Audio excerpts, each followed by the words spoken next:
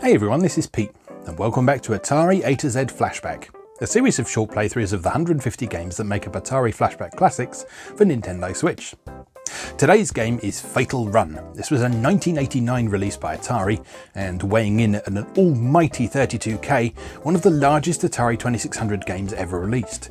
As far as I'm aware, it's the only 32K Atari 2600 game, and the only game that's bigger than that is some trivia game that was released only in Brazil that took up a 64K cartridge, but that was mostly text, so doesn't really count. Now this game was, for some reason, only officially released in European PAL territories, although an unreleased NTSC prototype does exist. But yeah, it only actually hit store shelves in Europe. It's noteworthy for being an Atari 2600 game that actually has a definitive end rather than going on forever and just encouraging you to chase high scores and get better and better over time. It's also got a password system that allows you to pick up where you left off or continue a game after you lost or something like that. So a few interesting things about this game. I've never really spent much time with it before, so I'm curious to give it a go for myself. So let's go play Fatal Run. Okay, here we are once again with Atari Flashback Classics. We've made it to a new page of games. It always feels like a bit of an achievement. Yeah, so today we're looking at Fatal Run, which only came out in Europe, as I mentioned in the intro. Let's begin, as usual, by having a look at the manual. Alright, here we are. The year is 2089. A collision with a comet has left the Earth reeling from radiation poisoning. There's little hope for humanity's survival. It's up to you to help the few remaining people. You must leave the protective fortress Albagon and deliver the newly developed radiation vaccine to the survivors.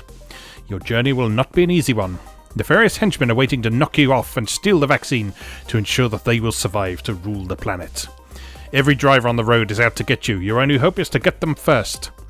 You must find the rocket poised to launch a satellite that can nullify the effects of this cosmic accident that turned the world upside down. If you're sharp enough to learn the secret code words and tough enough to live to use them, you can launch the rocket and save the world. Good luck. Humanity is in your hands. Alright, so controls are relatively straightforward in this. The object of the game is to drive through all 32 levels and release the life-saving satellite. Along the way, you must distribute the radiation vaccine throughout the major cities while collecting the pieces of the launch code. If you complete the code and all levels, the satellite launches and you win the game. So use the controller to maneuver your vehicle, move the directional control forward to accelerate and back to brake. Move the directional control left and right to move the car in that direction. When the directional control is in the center position, the car will coast. Your car is also equipped with a machine gun. Scoring, you receive a 10-point reward for each road segment you pass over. There are 180 segments in each level, so completing a level results in 1,800 bonus points. And your instrument panel down there shows you the condition of various bits of your car. So you have 4 bars in the lower right corner of the screen that show you what state your engine, your tyres, your armour, and something else are in. Maybe 2 of them are for tyres, I don't know. Yeah, you've also got to manage your fuel and your ammunition. So if you run out of ammo, you can destroy the car in front of you with a power surge. To power surge, hold the fire button and move the directional control forward. If you fail to power surge the car in front, you may crash, damaging your vehicle. If an enemy car comes up behind you, you can just destroy it by pulling back quickly on the directional button to brake. To survive a side attack, you must smash into the vehicle and destroy it. If the enemy car gets you first, you will receive damage. You can also receive 20 bonus points for permanently passing an enemy car. To do this, you must stay ahead of him until he disappears off the bottom of the radar. Look for yellow diamonds alongside the road. You will see the diamonds after you destroy enemy vehicles. Grab one of these to restore your car's engine and armour, and you can replace your fuel and ammunition by running over dots along the way. Green dots replace bullets and blue dots replace fuel. Okay. You can upgrade your vehicle, which I think just means repairing it, basically. Yeah. Okay, so this menu actually makes this game sound a bit more complicated than it really is. Yeah, let's just play it. Let's have a go. This is a late era Atari 2600 game, so you've got a title screen, you've got some music, all sorts of things like that. So, let's begin. Fatal Run. Programmed by Steve Aguirre. Your mission is to drive to each city, delivering the much needed medication to save the people. Then launch the rocket to save the world. No pressure. Alright, let's start. So you push forward to go faster. And left and right to steer. And fire button to shoot our invisible machine gun.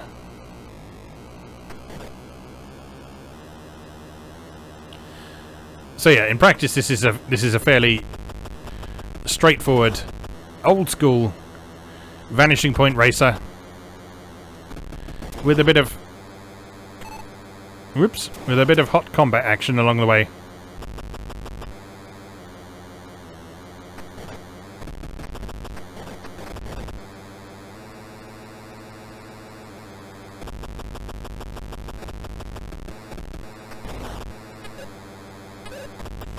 We're running out of ammunition.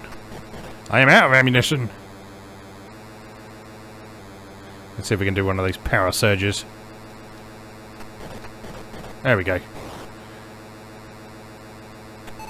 Ooh. Skiddy oil slick. Yeah, so doing a power surge by pushing up and fire on the controller can destroy that car and gives you a tiny bit of ammunition back. But then collecting stuff, the dots that appear on the road, can give you some more ammunition and fuel as well.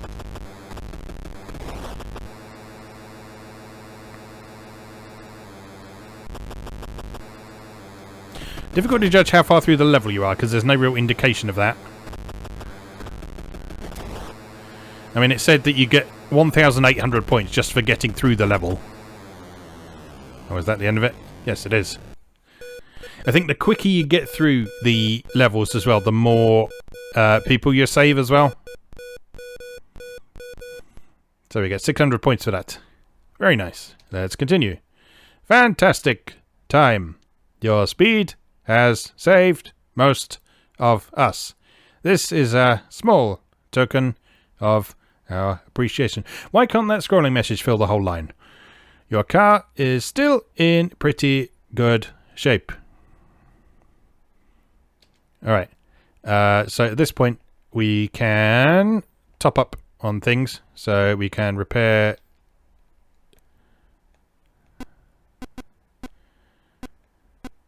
I'm not really sure what's going on here because it's not updating the bars at the bottom.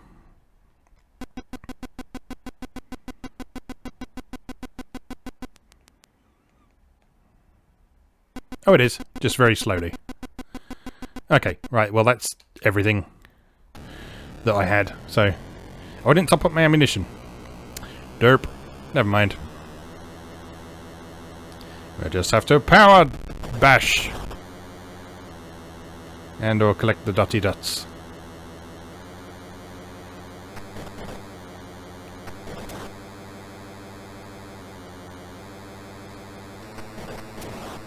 So in terms of 7,800 races, this isn't terrible. I mean, it's very similar to how pole position did things on the 2600.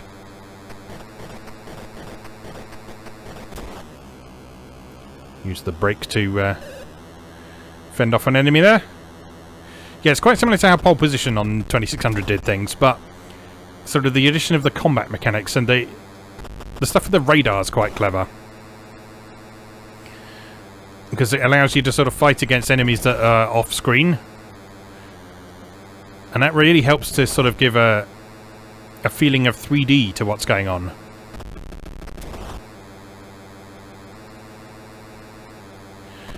The actual racing action is fairly unremarkable, but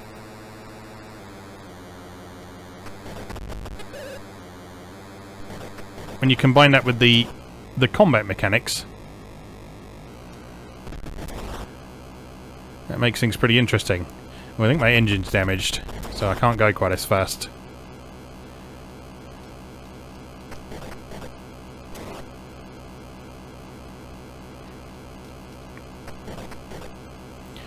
I need to do some repairs when we get there.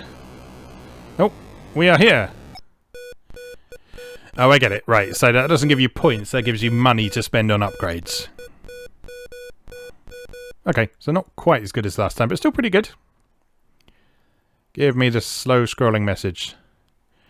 Next time, you will need to push harder. You must drive quickly.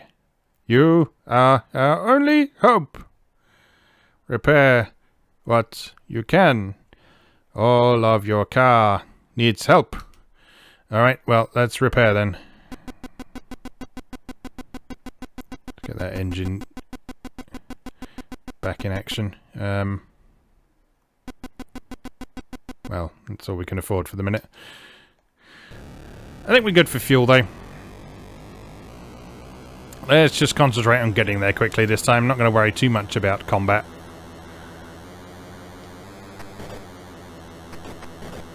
Oh no!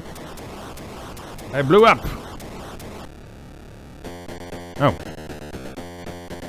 You just die if that happens. Well then, let's have another go, shall we? Game reset. Begin.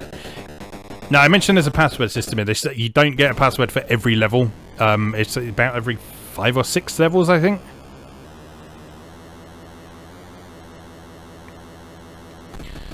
But yeah, that does mean that you don't necessarily have to start from the beginning of the game every time. And it also means that it's possible to actually beat this game. You can finish this game. There is an ending. I've never seen it. I've never got that far. And we probably won't see it today, but, well... Oh, that oil really wrecks your tyres, doesn't it?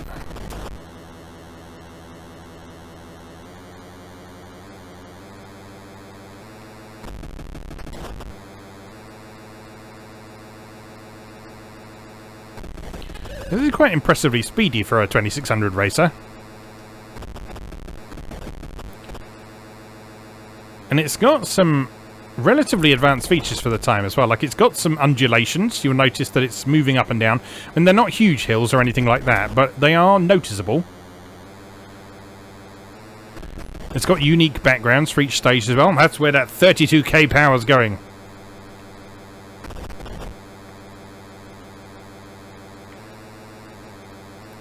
Bringing you the ultimate 3D racing experience.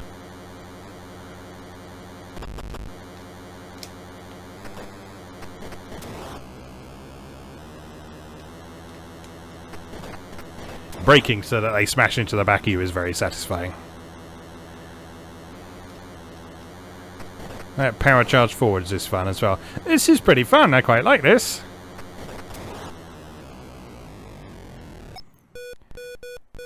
Surely that's got to be worth a 600. Ooh, 650. We're rich. Fantastic. Yes, very good. Right, let's repair the tyres. And top up the ammo. Or is that armor? Top up the fuel. May as well repair the engine as well. There we go. On our way.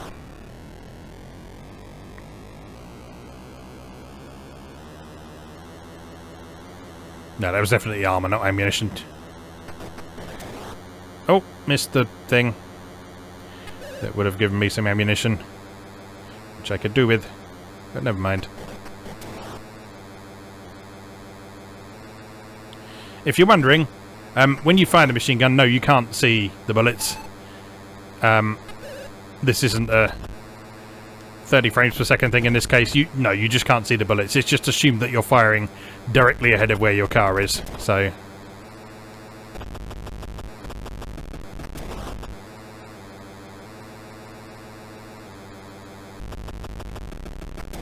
I'm not sure how close you have to be to actually hit someone with the machine gun. Because it seems that by the time they get close to you, you may as well just do like the power dash into them anyway.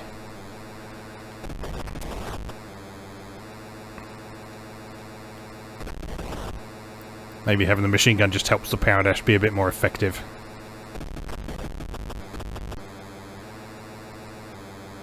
Certainly feel like we're doing a bit better this time.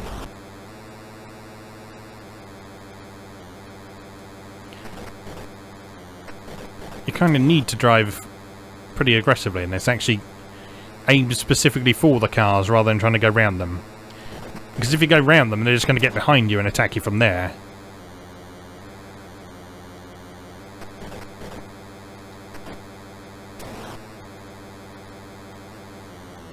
Yeah, that was much better. People, lots of people, and you can't skip the bonus sequence. Because it's got to count all that up, because if it doesn't count it up manually, it won't add enough. 650 again. Marvellous. Fantastic. Thank you very much. Right, repair my engine, please. And my tyres. And also my armour. Lovely. Don't know what that says at the top of the screen there. Not sure if that's do... Oh, no code. No code, that says. So that's where the password would appear if you had reached a stage that had one. But the 2600 is too low resolution to render letters without them becoming a blurry mess like that, so... That's what that says.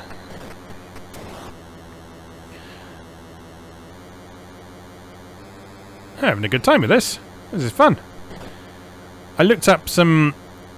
sort of posts and things about this online. There's actually, this game doesn't seem to be super well known. Like, there's not even a Wikipedia article about it, but it has been sort of reviewed by a number of 2600 bloggers and stuff over the years, and a few of them didn't seem to like it all that much. I say it's sort of fairly bland and a bit too similar to Pole Position and that sort of thing, but I'm having a good time. And maybe it is quite bland, and maybe it is quite similar to Pole Position, but it's fun, and it's a little bit different from your usual Atari 2600 fare. And it's got that kind of distinctive late era 2600 aesthetic about it, with sort of the colour schemes and the striped colours and the slightly more detailed visuals and the music on the title screen and the fact it has a title screen and... Oh, ouch.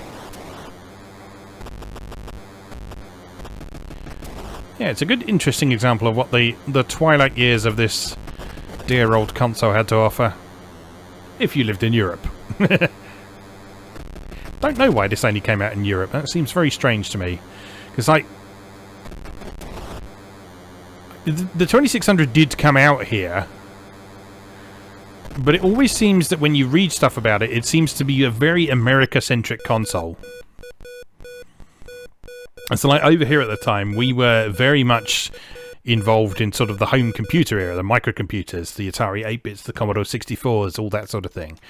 And games consoles didn't really come into their own, certainly as far as I was aware anyway, until sort of the late 8-bit era, 16-bit era, Super NES, Mega Drive, that sort of thing. I don't know, hard to say. So yeah, I don't know anyone who owned an Atari 2600.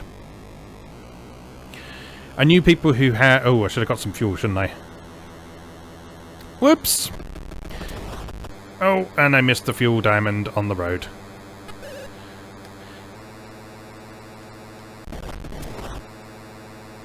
Yeah, no, back in the day, I didn't know anyone who owned an Atari 2600. I was really the only person I knew with an Atari 8-bit. I knew people who had Spectrums and Commodore 64s and later Amigas and that sort of thing.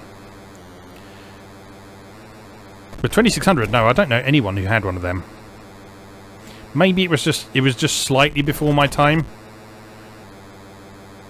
when it was popular. But 2600 did have a hell of a lifespan when you think about it, because like the first games for it were coming out in 1978, and this was, what did we say, 1988 or something? Certainly very, very late compared to a lot of other stuff. So like we talk now about like the Xbox 360 and the PlayStation 3 having a very long lifespan. I think a 2600 would probably beat both of them. I mean, in fact, you could argue that it's still relevant to a certain degree today by the fact that people are still discovering old prototypes and releasing new games for it and doing homebrews for it. And then there's compilations like this one. That's cool. Kind of makes me sorry that I don't have more nostalgia for the 2600 specifically, because I didn't grow up with it. Oh, I ran out of fuel. Well, anyway, that's Fatal Run. That's hopefully given you a good idea of how it works and what it's like and that sort of thing. I quite like that. I'm going to return to that and have a few more goes at that. There's this nice challenge. It's got a bit of variety to it, and it's just fun to play. Yeah, cool. Good. A nice discovery, that. I enjoyed that. As always, thank you very much for watching, and I'll see you again next time.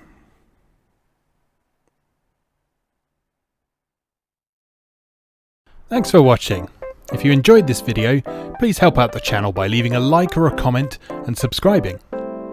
New episodes of Atari A to Z are on Tuesdays and Atari ST A to Z on Thursdays. Check out atariatoz.wordpress.com for a full archive.